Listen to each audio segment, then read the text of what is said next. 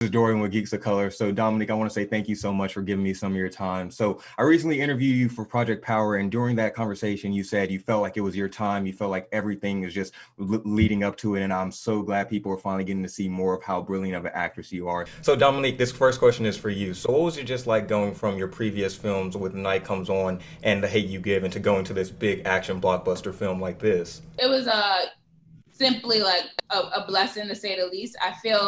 I always felt like I was ready for it. I've been acting for a really long time. It might not seem like it, but I have been. And so to get the opportunity to be a lead, to have a character who propels the story forward and who's like needed in that way was just a great opportunity for me to really stretch what I always felt that I could already do. Firstly, can you just talk about what it was like getting cast in this movie and working with Shaka King? Yes, it was a high honor because I got an email saying Shaka King is working on this film about Chairman Fred Hampton, and Daniel was attached, and Lakeith was attached, and Ryan Coogler and Charles King were producing, and he wanted you for the role. And I had to do a double take. I'm like, wait. And they're saying I got to put myself on tape for this. Like, I'm going to have to work hard for this. And then I met with Shaka, and I kind of said, so, like, you're telling me this is my role, but, like, do you have to ask somebody? Like, because I didn't want to get too high. He was like, no, it's yours. He's laughing. He's like, no, it's yours. So read the script and let me know your thoughts. And so I read the script, and I gave him a long email about everything that I loved. And I said I had 2 thoughts, but I don't want to overstep. So let me know if you want to hear them. He said, oh, you'll be playing her. You can't overstep. Give me your notes. And he called them notes. And that was kind of how it started. So I was able, one, to contribute my poem, a poem that I wrote, into the story. That was a high honor. And then journaling as the character became a thing. And I really just got to bring my all in who I am as an artist. And there was times where, you know, I would bring a thought, or any of us would bring a thought to Shaka, and if it wasn't aligned with what he saw, he would say, I don't think it's it, but here's why. And the here's why is like the thing that gets me every time, because he valued us, and it was a collaborative experience. And it definitely felt like that. I was truly blown away by your performance. I already knew you're a great actress, but I was just like, damn, she is killing it. So can you just talk about your relationship with Daniel and building that chemistry? Because I thought it was incredible. Thank you. I would love to. Daniel, we really got to know each other when we spent like about over 7, 8, probably 12, like literally hours at the house that Chairman Fred Hampton Sr. grew up in with his family, and they went around the table, asked us why every single one of us wanted to do this movie. Daniel was sitting next to me. Chairman Fred Jr. was sitting next to him, and he said, so I'm gonna start with you, and he pointed at Daniel, and I'm like, oh my, I'm sweating. And like, Daniel's so calm, cool, and collected, and he spoke his truth. And I remember hearing him speak, and he galvanized me, he excited me, and I already was putting myself in those shoes. I said, oh, this must be what Chairman Fred did to the people. And like, I'm good. So how do I allow Daniel and everything that he is to influence me? And we kind of I think we connected naturally in that way.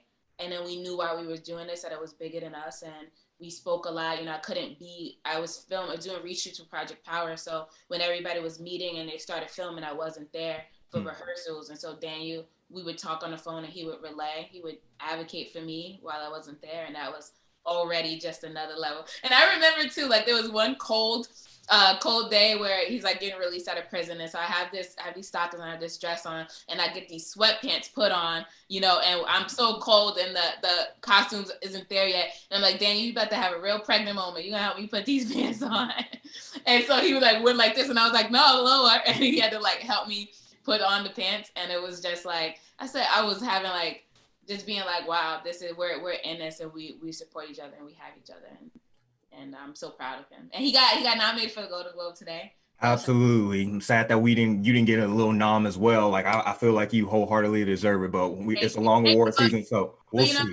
I said, you know, when you know, Daniel, he opened himself up for Chairman Fred, and when you know, Chairman Fred is represented, he represents the people, and so Daniel, you know, absolutely, for the people, so we're good off that. Absolutely. And can you talk about particularly just your personal research for specifically playing Deborah? What was that like? Honestly, it was like my life experience that helped me in a lot of ways. I was reading a book called The Taste of Power by Lane Brown, and she was a Panther in the Oakland chapter. But I was reading it because I was going to write this romance, this Romeo and Juliet Black Panther story. And then lo and behold, Shaka was making this, and it kind of lined up that I had already been researching. I started listening to a lot of Malcolm X speeches in the morning, like organically. Mm-hmm. And so like there was things that was happening in my life that I didn't know why I was doing it, but I was doing it. I read the assassination of Fred Hampton, and Shaka and I would meet over the course of the year in cafes and just talk about where we were with the process, what books we were reading.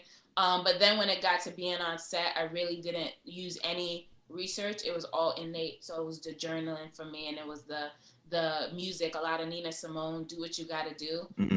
Song that I feel like it was a theme song. She says, although I may never kiss your sweet lips again, pay that no mind. Go out and find that dapple dream of yours and come back and see me when you can. And that song resonates to me. Just Like a Woman is another Nina Simone song. There was Langston Hughes poetry that I looked at. There was I Love You, Porgy.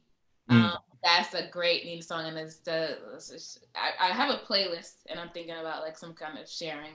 Yeah, you got to share it. You got to share. Well, I'm getting the wrap up time, Dominique. I just want to say thank you again. Truly grateful for giving me some of your time. Thank you. Appreciate it. You have a great rest of your day. Stay safe. Bye bye.